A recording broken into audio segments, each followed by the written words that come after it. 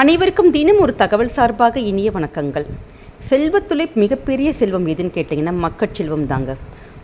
நம்முடைய குழந்தைகள் தான் நம்மளுடைய முதல் சொத்து மட்டும் கிடையாது. நம்முடைய சொத்துக்கள், எல்லா சொத்துக்களுமே நம்முடைய குழந்தைகள் தான்.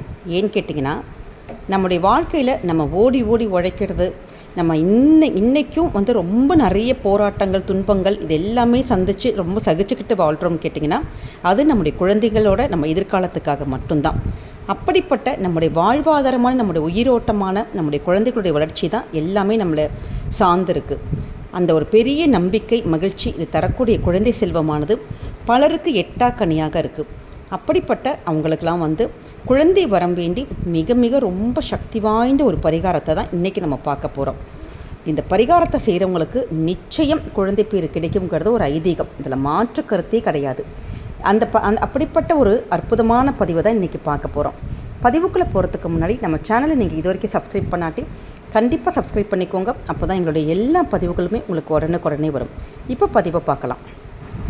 வாழ்க்கையில் திருமணம் ஆன உடனே எல்லாருமே கேட்குற முதல் கேள்வி, புதுமண தம்பதிகளை பார்த்து என்ன கேட்பாங்கன்னு கேட்டால், விசேஷம் இருக்கான்னு கேட்பாங்க. சொந்தக்காரங்களாக இருக்கட்டும், அக்கம் பக்கத்து ஆளுங்களாக இருக்கட்டும். அப்படியே அந்த கேள்வியானது ஆரம்பத்தில் நம்ம அவ்வளோவா எடுத்துக்க மாட்டாங்க.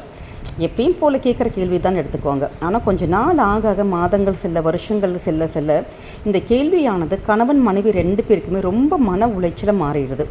முன்னாடி அவங்களுக்கு ஃபஸ்ட் ஒரு பயமானது ஏற்பட ஆரம்பிக்கும். அப்புறம் அவங்க குடும்பத்து ஆளுங்க எல்லாருமே மாற்றி தொல்லைகள் ஆரம்பிக்க அவங்களுடைய திருமண வாழ்க்கையை பாதிக்கப்படுதுங்க. இதில் அதிகமாக பாதிக்கப்படுறது பெண்கள் தாங்க. இது நவீன இப்போ இருக்கிறது லேட்டஸ்ட் நம்ம ட்ரெண்டில் இருக்கோம், நவீன காலத்தில் இருக்கோம் அப்படின்னு என்ன சொன்னாலுமே இது மறுக்க முடியாத ஒரு உண்மையாகவே தான் இருக்குது. பெண்களுக்கு தான் இதில் அதிகப்படியான பாதிப்பு. ஏன்னு கேட்டிங்கன்னா, ஒரு குழந்தை ஒரு பிறக்கிறதுங்கிறது நம்ம கையிலே இல்லை, அது கடவுளுடைய கையில் தான்.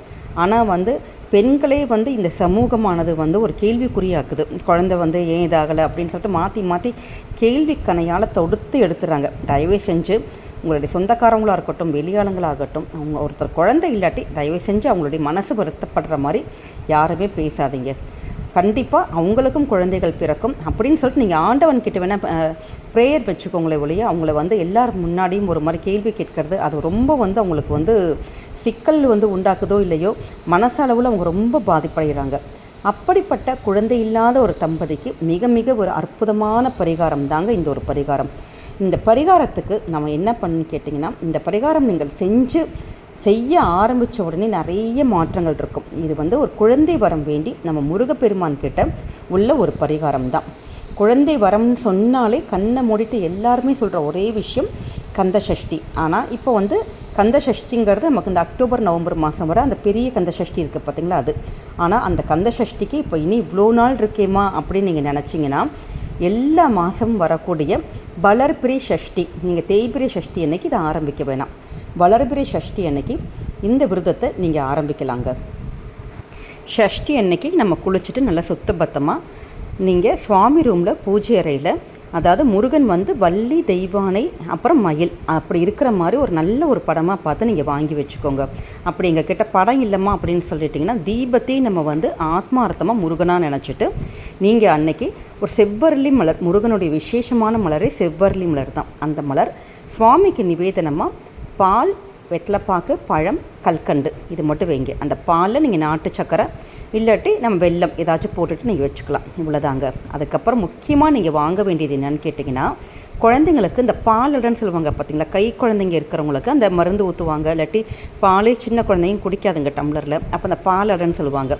அந்த இதை நீங்கள் உங்களுடைய வசதிக்கு ஏற்ற மாதிரி 1, 3, 5 உங்கள் வீட்டு பக்கம் எத்தனை குழந்தைங்க இருக்காங்கன்னு பார்த்துக்கோங்க. அவங்களுக்கு நம்ம இதை தானமாக கொடுக்கணும். இதுதான் இதோட இதே. அந்த எல்லா பாலடையிலையுமே கொஞ்சம் பால் மட்டும் விட்டுட்டு சுவாமி முன்னாடி ஆத்மார்த்தமாக நல்ல மனசார வேண்டிக்கணும். கணவன் மனைவி சேர்ந்து பண்ணால் ரொம்ப ரொம்ப விசேஷம். 100% பலன் உங்களுக்கு உடனே கிடைக்கும்.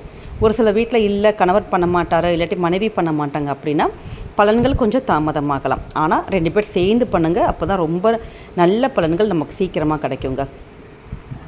பூஜைகள் முடித்த உடனே நீங்கள் அதுக்கான ஸ்லோகங்கள் இப்போ வந்து இந்த பதிவில் கொடுக்குறோம். திருப்புகழ் இது ஒன்று இருக்குது, அதை கூட நீங்கள் படித்து முடிச்சுட்டு இந்த பிரசாதம் இருக்குது பார்த்தீங்களா, இந்த பாலடை நம்ம இதோட நோக்கம் என்னன்னு கேட்டால், இந்த பாலடை வந்து அந்த குழந்தைங்களுக்கு இந்த பாலோடு சேர்ந்து நம்ம தானம் கொடுக்கறது தான். நீங்கள் தாராளமாக சொல்லிகிட்டே கொடுக்கலாம், எங்களுக்கு குழந்தை பிறக்கிறதுக்காக ஒரு சின்ன பூஜை பண்ணணும்னு சொல்லிட்டு அந்த பாலடையோடு சேர்த்து பால் உங்கள்கிட்ட என்ன நிவேதனம் பிரசாதம் இருக்கோ வெத்தலை பாக்கு பழத்தோடு வச்சு அந்த குழந்தைங்களை கையில் நீங்கள் கொடுத்துட்டு வந்துடுங்க. ஒரு குழந்தை கிடச்சா கூட போதுங்க, ஒரு குழந்தைக்காச்சும் நீங்கள் அன்றைக்கி அந்த பாலடையை நீங்கள் தானமாக கொடுத்துருங்க. அவ்வளோதான். இது ஒரே ஒரு நாள் மட்டும் பண்ணால் போதும். பாக்கி இருக்க எல்லா நாட்களுமே நீங்கள் அந்த பாலடையில் ஒரு தீபம் மட்டும் ஏற்றி நீங்கள் கண்டிப்பாக வழிபடணுங்க. 48 நாட்களுங்க நீங்கள் அசைவம் எதுவுமே சாப்பிடக்கூடாது. கணவன் மனைவி சேர்ந்து இந்த பாலடை தீபத்தை உங்கள் பூஜை அறையில் கண்டிப்பாக ஏற்றணுங்க.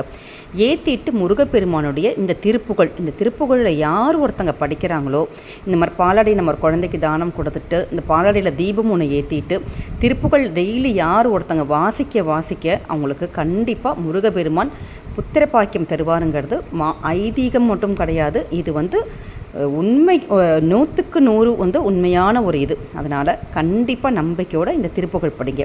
அந்த திருப்புகழ் இப்போ நம்ம பார்க்கலாம்.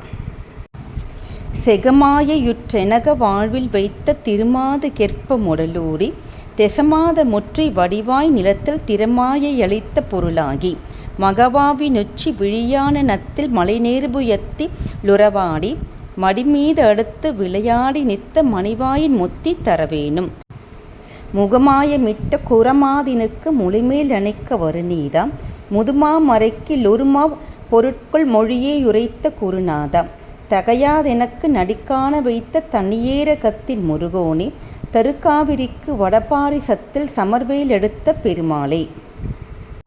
இந்த பதிகத்தை நீங்கள் ஒரு பேப்பரில் எழுதி வச்சுக்கிட்டிங்கன்னா உங்களுக்கு டெய்லி படிக்கிறதுக்கு ஈஸியாக இருக்கும். சுவாமி ரூம்லேயே கூட நம்ம வச்சுக்கலாம்.